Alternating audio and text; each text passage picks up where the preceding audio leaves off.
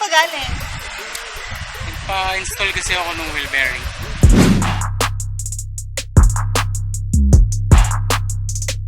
Pagto. Sa voice pa nga ako. Saka nagpa-install. Sa mekaniko, dito sa baba. Nagpa-install ka pa sa mekaniko? Eh, pwede namang dali-dali lang gawin nun. Hindi ko kasi alam. Ba't alam mo ba kung paano gawin? Sige nga, anong laman nung mags? Yung mag sa gitna, yung bushing. Okay. Tapos, sa gitna siya nung dalawang wheel bearing. Okay. Tapos, dust seal. Ganon? O, panoorin mo to.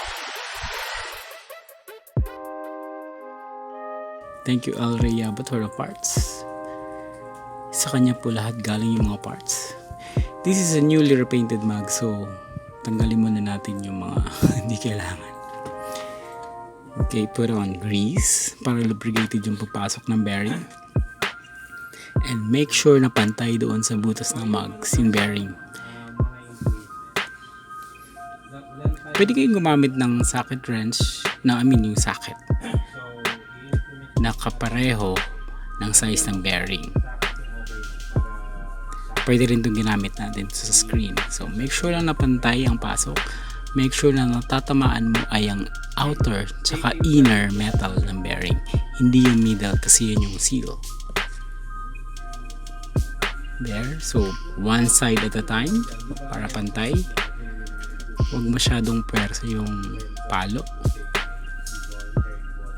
Meron sigurong hindi ko pa na-try yung papress yung bearing sa machine shop. I'm sure meron.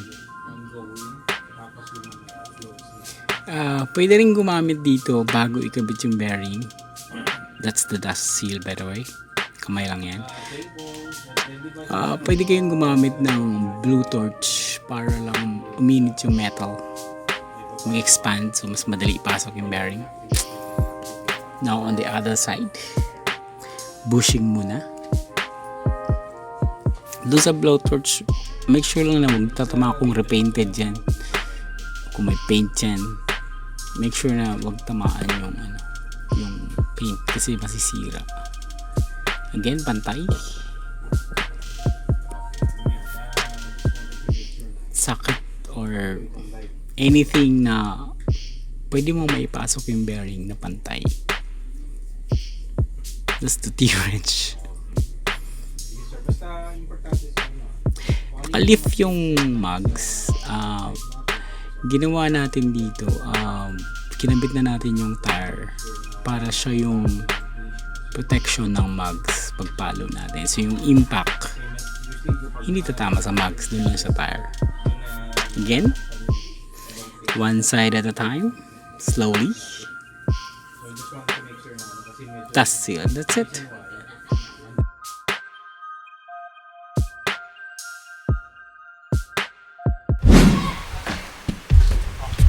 Nakita mo na? Yep, ang dali lang pala. Una dapat naka-lift. Tapos mas maganda pala pag naka-install na yung gulong dun sa mags para hindi lumalapat yung mags daw kung saan yung surface ng impact, di ba? Tapos wheel bearing, lagay yung bushing para hindi malaglag siguro. Kasi pag nilagay mo, lulusot lang eh. Tapos sa kabila, wheel bearing, tapos dust seal. Grasa. Ano lang pala, no? Kayang-kaya. Yes, ikaw lang kasi. Pinagod mo pa yung sarili mo. Correct. So, may tanong. Ano na naman yan? Paano tanggalin yung bearing? Yung wheel bearing? We'll show it on the next video.